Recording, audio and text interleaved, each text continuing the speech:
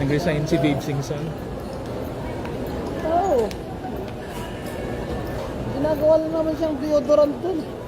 Para kunyari, independent ito.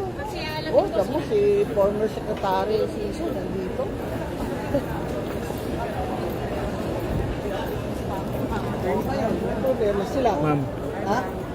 May problema sila ngayon sa ICI kasi because hindi nila pwedeng tabon-tabunan. Oh. Kung on its face may ebidensya like substandard or ano yung sinasabi niya? Pinambili ng Hermes. Or pinambili ng Hermes ng girlfriend na binawi. Wakbawi talaga to si Sandro. No, may problema ang ICI ngayon. Kasi kailangan patunayan nila na kunyari independent sila. Tagal ko na sinabi yun, inutil yung ICI. Ang gusto ko makita, mag-resign din yan si Justice Andy Reyes. Ang nag-resign si Justice Andy Reyes, wala na. Talagang sasabihin ng mga tao, talagang wala pala itong ICI, ano-ano lang po. This is just for show. Yun. Di ba yun yung nangyari sa Agraba Commission? This is just for show. From the start, it was just lang. Yung presidente na si BBM. Problema ni BBM. Bakit? Alter halos sa, na yan eh. Halos alter ego niya yan si Jojo Cadiz, yung utusan niya. Pag kinakausap ka ni Jojo Cadiz. Please. Pa-unbox mo daw yung yung regalo mo. Pa-unbox mo yung regalo mo. Regalo ko pa sa akin. Grabe ito ang gusto ko talaga regalo.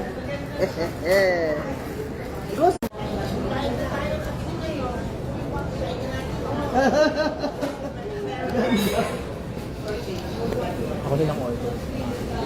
Bibingka patas. Thank you. Ganda. Yan pa isa? Dalawa yan?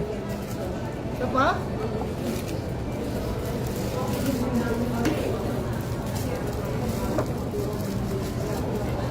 Ito yung sayo na gusto ko.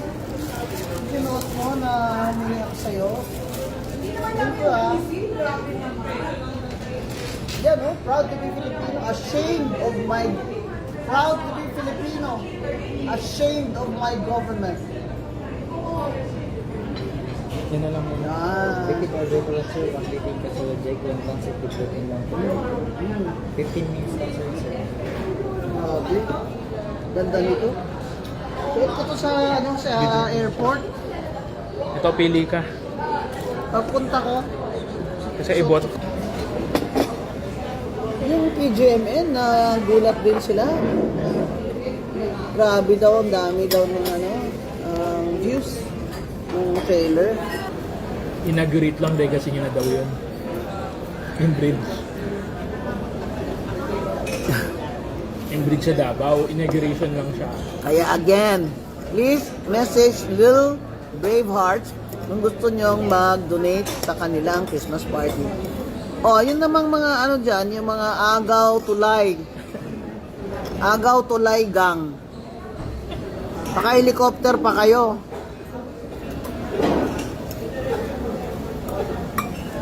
Agaw tulay gang. Nandun ang friend ko.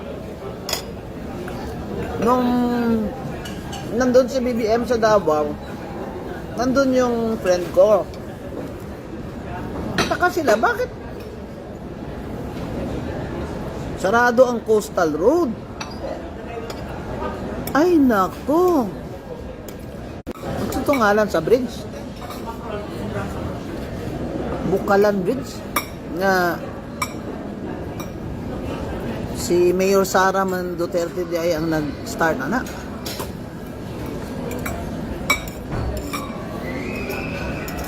Sabi ng Toby Chanko. Ano yun? Aid, grant from the Chinese government? Sabi ni Kong Toby. Wala na daw siyang legacy project kasi lahat inappropriate na sa flood control. So yun ang legacy niya. Meron ka naman palang legacy, flood control. Tsaka yung 20 bigas. Hayop talaga itong mga agaw. Agaw, tulay, gang. Gandun din si Sandro.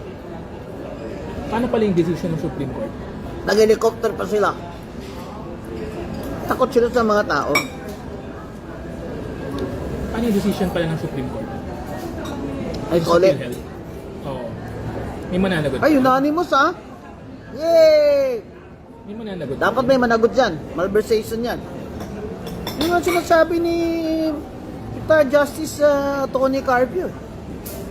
At Secretary Ralph Recto may be liable for malversation. Di ba? Sinabi ko na yan.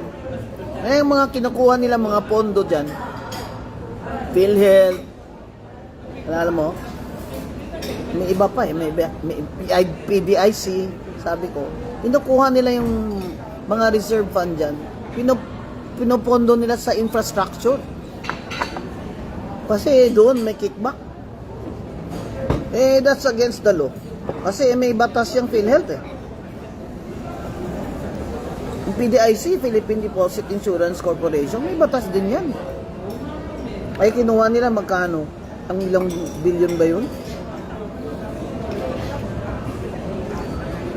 Di yung mga bangkong magbabankrupt o magsasara o ano, walang pangbayad ng PDIC sa mga depositor. Yung deposit natin ngayon ay insured sa PDIC hanggang 100 million. Ay, 100 million? 1 million, sorry. Dati pala 500,000.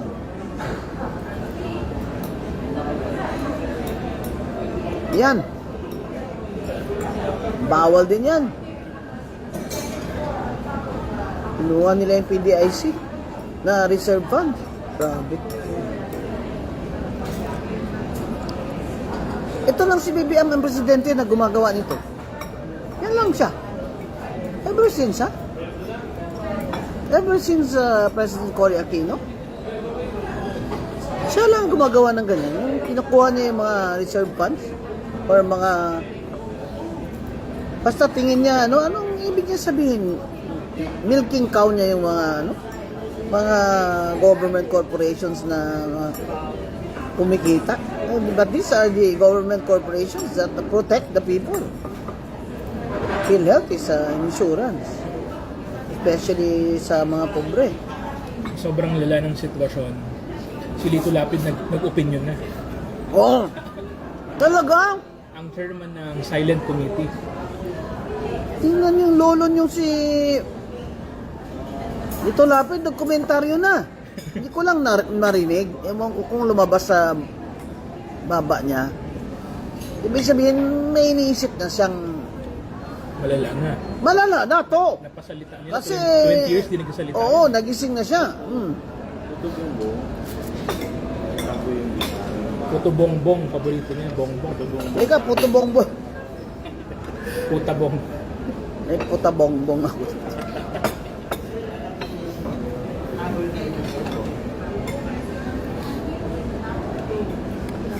Etong Noche Buena ko eh. Puta bongbong. Matay ako dito sa gobyernong ito. Pipilitin ka pa pagkasyahin mo yung 500 sa Noche Buena ng mga pamilya mo, 4 kayo. Tingin talaga nila sa pobreng Pilipino, dayok-dok na. Dayok-dok na talaga. Sakdula na pa insulto nyo. Tapos tawa-tawa pa si Auntie Claire. Tawa-tawa, nakakamasar ka na ha. Tawa-tawa ka pa dyan, sa bulutang kita dyan eh. Nainis. Yan, ganyan ang mga attitude nyo dyan. Sa agaw tulay gang. Kaya mga tao, galit na. Tapos sabihin mo pa, Auntie Claire, na tulungan naman natin si Puta Bongbong. Kung saan tutulungan? May share ka ba sa nakaw? Wala naman ako share dyan ah. Tutulungan.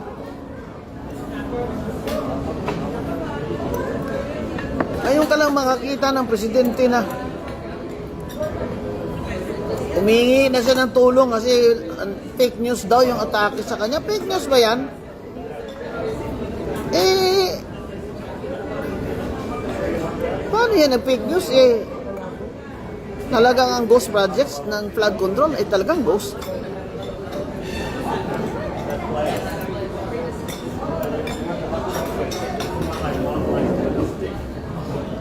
Alam mo, kung si Sandro,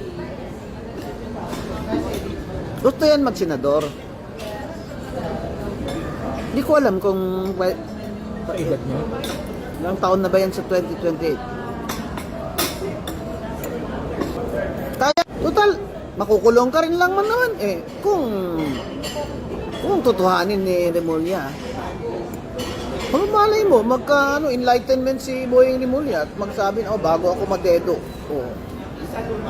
Bago ako madedo, I want to do something good for the people. Malay, pakulong niya yung blood. Yung kapatid niya na alam mo, bida. Ko, ha? Good, ganun pa, Si Jean Vic. Jean talaga daw ang pangalan ng Jean Vic. Bagay sa kanya yung leather skirt. Bongga. Sino ba yung gumawa ng leather skirt niya? Bagay sa kanya. Ayaw pa. Ayaw na ng mga tao. Yung papa pala nila, natalo ni... Kahit ano pang vote buying nyo, tatanggapin na lang mga taong pera nyo. Natalo ni PD Barzaga. Papa ba nila o sila mismo? Ayun na, bakit sila?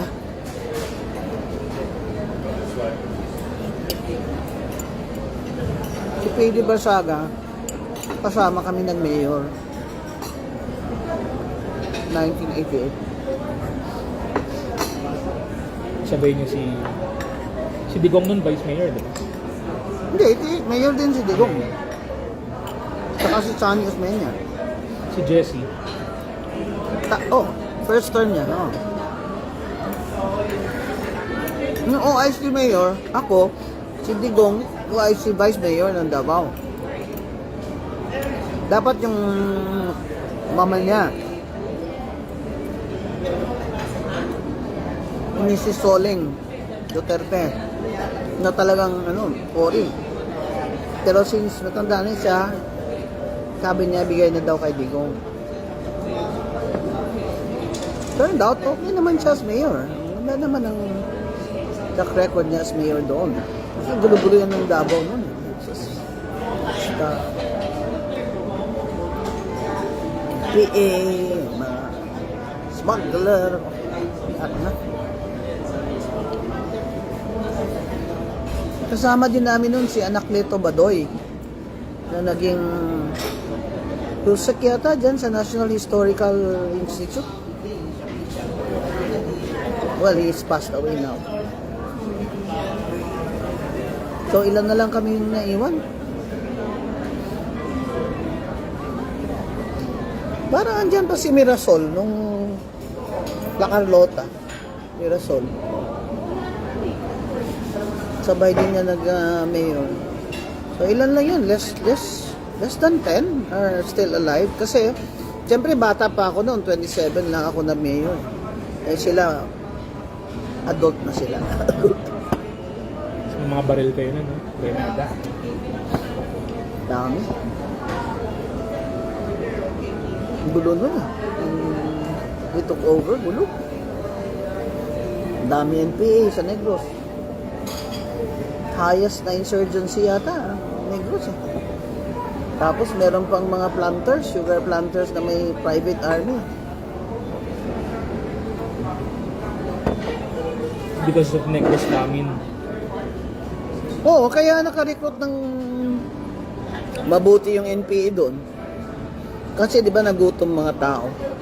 Dahil nga ang mga planters nag-stop farming na. Kasi si Marcos at si Benedicto kinontrol nila ang marketing ng sugar.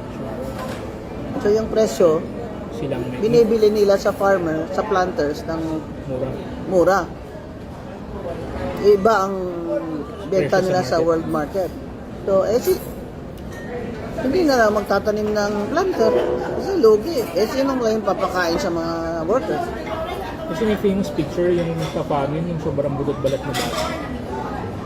O, yung Joel Abong. Kaya pinuntuhan ng UNICEF ang Negros. Grabe. Grabe, ano doon? Pero nung tayo mo, sobrang gulo.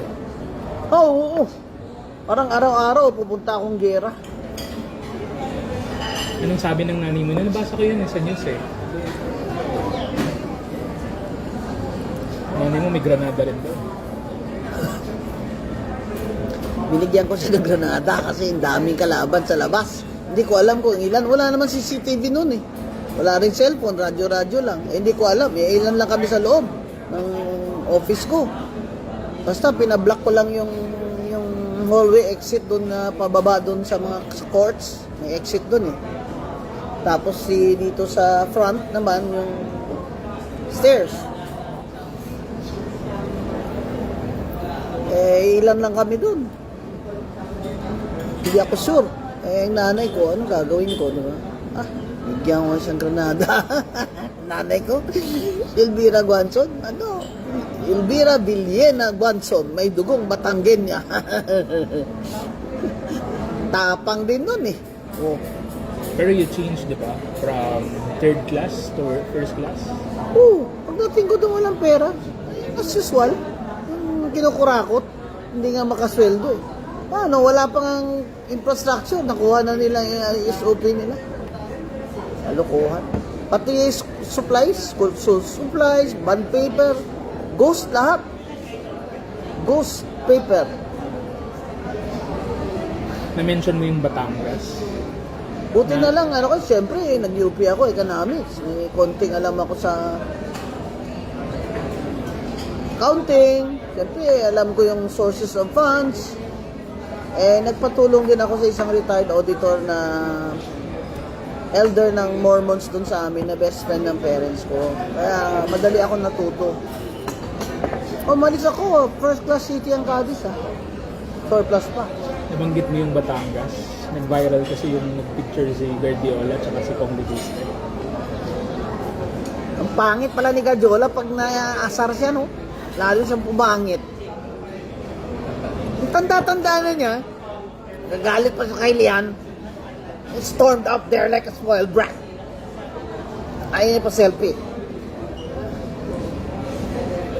Kasi nagagalit siya, sabi niya binibait daw siya, kaya dapat din daw i-refer niya sa ethics committee. No? Bakla! Para kang bata! Inaway ka, sumbong ka dun sa speaker, binibait niya ako speaker, dapat may ethics, masuspended itong Lian Pibiste na ito. Bakla!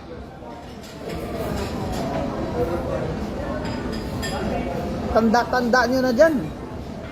Isip, ano pa rin kayo?